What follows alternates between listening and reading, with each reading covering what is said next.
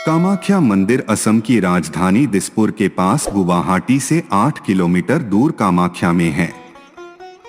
यह 51 शक्तिपीठों में से एक बहुत ही प्रसिद्ध और चमत्कारी है। कामाख्या देवी का मंदिर अघोरियों और तांत्रिकों का गढ़ माना जाता है। कामाख्या मंदिर सभी शक्तिपीठों का महापीठ माना जाता है। इस मंदिर में देवी दुर्गा या मां अंबे की कोई मूर्ति या चित्र आपको दिखाई नहीं देगा, बल्कि मंदिर में एक कुंड बना है जो कि हमेशा फूलों से ढका रहता है। इस कुंड से हमेशा ही जल निकलता रहता है। चमत्कारों से भरे इस मंदिर में देवी की योनि की पूजा की जाती है और योनि भाग के यहाँ होने से माता यहाँ रजस्वला भी होती हैं।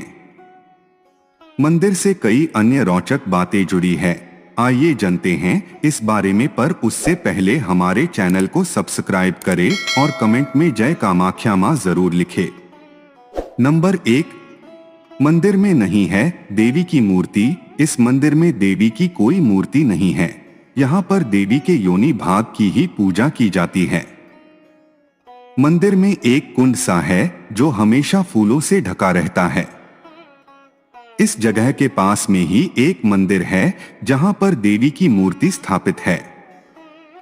यह पीठ माता के सभी पीठों में से महापीठ माना जाता है।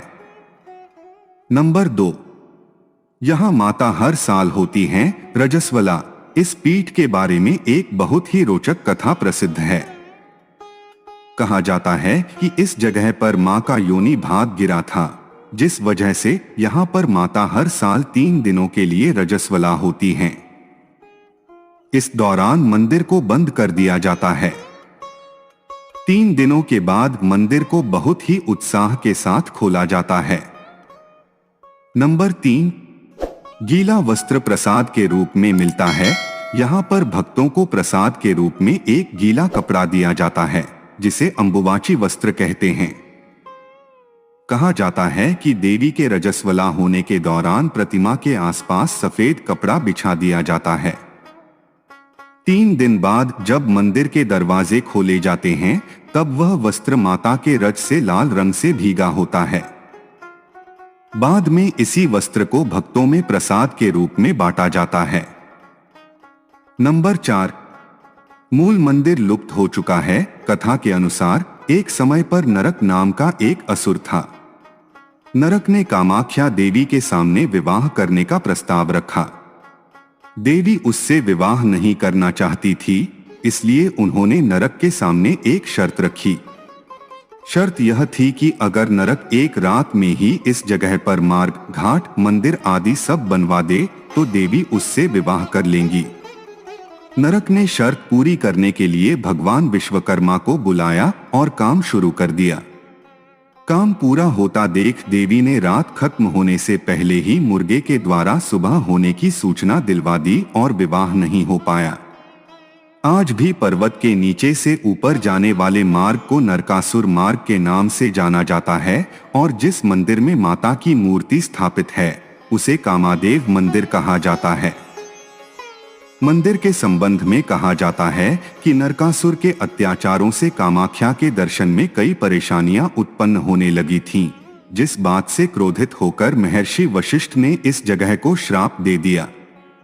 कहा जाता है कि श्राप के कारण समय के साथ कामाख्या पीठ लुप्त हो गया। नंबर 5, 16वीं शताब्दी से जुड़ा है मंदिर का इतिहास। मान्यताओं के अनुसार कहा जाता है कि 16वीं शताब्दी में कामरूप प्रदेश के राज्यों में युद्ध होने लगे, जिसमें कूचबिहार रियासत के राजा विश्वसिंह जीत गए। युद्ध में विश्वसिंह के भाई खो गए थे और अपने भाई को ढूंढने के लिए वे घूमते नीलांचल पर्वत पर पहुंच गए। वहां उन्हें एक वृद्ध महिला दिखाई दी। उस महिला ने राजा को इस जगह के महत्व और यहाँ कामाख्या पीठ होने के बारे में बताया। यह बात जानकर राजा ने इस जगह की खुदाई शुरू करवाई। खुदाई करने पर कामदेव का बनवाए हुए मूल मंदिर का निचला हिस्सा बाहर निकला। राजा ने उसी मंदिर के ऊपर नया मंदिर बनवाया।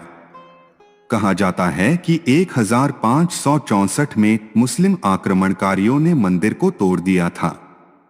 जिसे अगले साल राजा विश्वसिंह के पुत्र नरनारायण ने फिर से बनवाया।